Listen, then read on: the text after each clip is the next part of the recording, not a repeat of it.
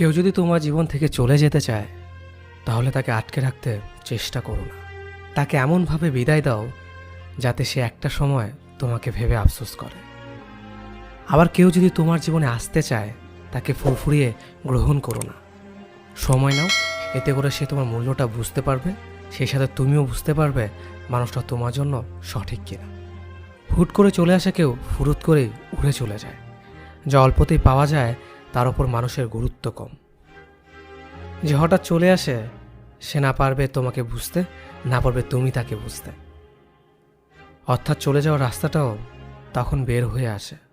একটা 10তলা ভবন বানাতে যেমন পরীক্ষা করতে হয়, তেমনি কেউ নিজের হৃদয়ে জায়গা দিতে হলেও মানুষের পরীক্ষা নিতে হয়।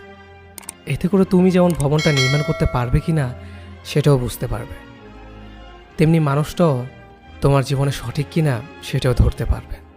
পাওয়ার হারানোর মাঝে ছোট্ট একটা লজিক আছে। তুমি যা পেয়েছো সেটা তুমি কিভাবে পেলে, যে তোমাকে পেয়েছে সে তোমাকে কিভাবে পেল। যদি খুব সহজে একে অপর পেয়ে যায় তাহলে খুব সহজেই একে অপরকে হারিয়ে ফেলবে। এটাই বাস্তব। তুমি যাকে হারিয়েছ তাকে ভেবে কষ্ট পেও না, কষ্ট পেয়ে লাভ নেই।